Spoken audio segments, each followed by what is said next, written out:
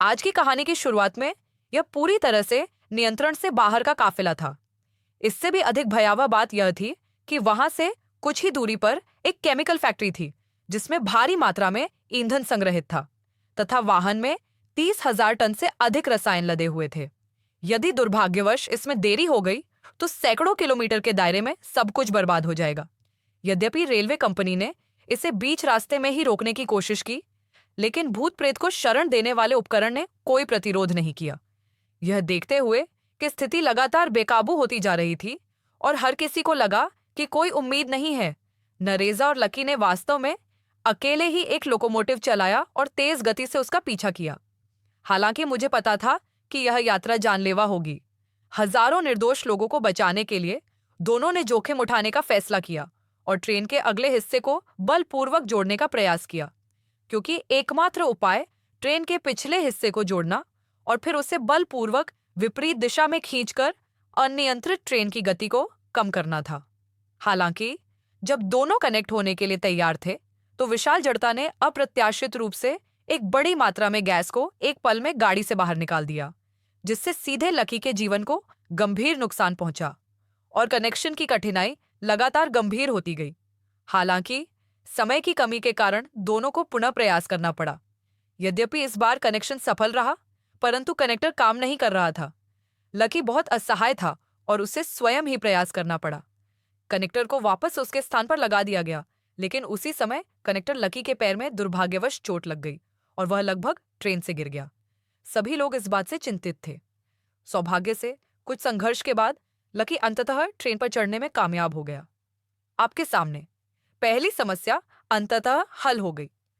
Cockpit में वापस आने के बाद दोनों ने तेजी से स्वचालित रूप से पीछे की ओर जाने का प्रयास किया।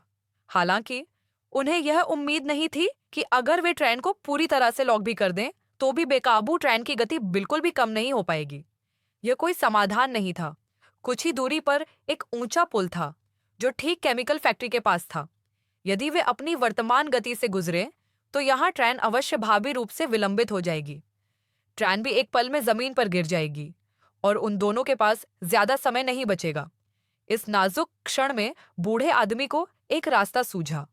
उन्होंने घायल लकी को गाड़ी को नियंत्रित करने के लिए नीचे आने दिया और उन्होंने प्रत्येक गाड़ी के प्रतिकूल नियंत्रणों को मैन्युअल रूप से बंद करने का निर्णय लिया, क्योंकि केवल इसी तरीके से लंबी ट्रेन की गति को धीमा किया जा सकता था।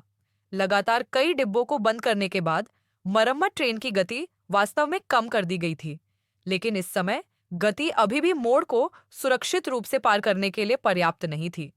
उन्हें गति को 15 किलोमीटर से भी कम करना था, लेकिन लंबे स्वचालित समय के कारण ट्रेन के सामने के सभी स्वचालित नियंत्रण यात्री निकासी कक्ष में फट गए, जिससे गति भी प्रभावित हुई। उन्हें फिर से ऊपर उठा लिया गया और इससे भी अधिक भयानक बात यह थी कि वे ऊपर की ओर मुड़ गए थे और अब उनके पास केवल एकमात्र रेलगाड़ी बची थी, जिसे 1000 सैनिकों द्वारा नीचे खींचा जाने वाला था। ठीक है, हम तो सीधे ही भाग जाएंगे, हमारे पास कोई विकल्प नहीं है।